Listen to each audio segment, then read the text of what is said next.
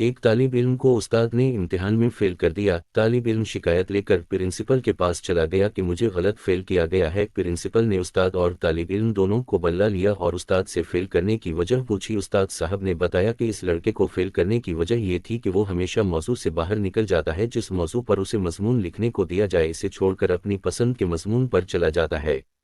Principal نے کوئی مثال پوچھی تو استاد صاحب نے بتایا کہ ایک دفعہ میں نے اسے بہار پر مضمون لکھنے کو کہا تو وہ اس نے کچھ اس طرح لکھا: موسم بہار ایک بہت ہی بہترین موسم ہوتا ہے اور اس کے مناظر بہت ہی دلنشین ہوتے ہیں۔ اس موسم میں ہر طرف ہریالی ہی ہریالی ہوتی ہے اور سبزے کی بہتات ہو جاتی ہے۔ اس موسم کو بہت پسند کرتے ہیں اور بہت ہی طاقتور جانور ہے۔ یہ صحرا کا جہاز کہلاتا ہے۔ نہایت ہی صابر جانور ہے۔ لمبے لمبے سفروں پر نکلتا ہے اور زیادہ دن بھوک و پیاس برداشت کرنے کی صلاحیت رکھتا ہے۔ عرب کے لوگ ان کو بہت پسند کرتے ہیں، وغیرہ وغیرہ۔ پرنسپل صاحب نے کہا کہ ہو سکتا ہے کہ یہ مناسبت کی وجہ سے بہار کی بجائے ان پر لکھ بیٹھا ہو، آپ اسے کوئی اور موضوع دے کر دیکھتے۔ استاد صاحب نے کہا کہ میں نے ایک دفعہ اس سے کہا کہ تم اس طرح کرو کہ جاپان میں گاڑیوں کی فیکٹری پر مضمون لکھو۔ اس طالب علم نے جو مضمون لکھا وہ کچھ اس طرح تھا: جاپان ایک ترقی یافتہ ملک ہے اور گاڑیوں کی صنعت میں اس کو منفرد و اعلیٰ مقام حاصل ہے۔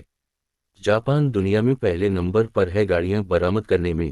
ہمارے ملک میں بھی زیادہ تر گاڑیاں جاپان کی استعمال ہوتی ہیں، لیکن مسئلہ یہ ہے کہ ہمارے ملک میں پیٹرول کی قیمت بہت زیادہ ہے، اس لیے ہمیں چاہیے کہ ہم سواری کے لیے ان کا استعمال کریں۔ بہت ہی طاقتور جانور ہے۔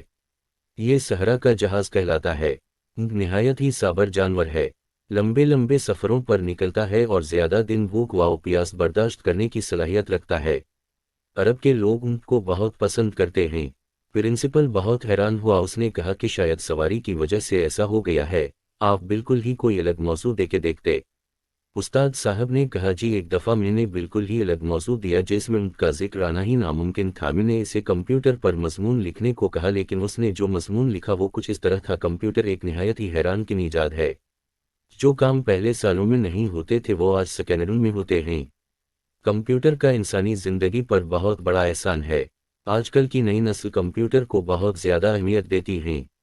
اس کا استعمال زیادہ تر وہ لوگ کرتے ہیں جو تعلیم یافتہ ہوں، لیکن جہاں تک غیر تعلیم یافتہ طبقے کا تعلق ہے تو وہ کمپیوٹر پر توجہ نہیں دیتے کیونکہ وہ اور سرگرمیوں میں مصروف رہتے ہیں۔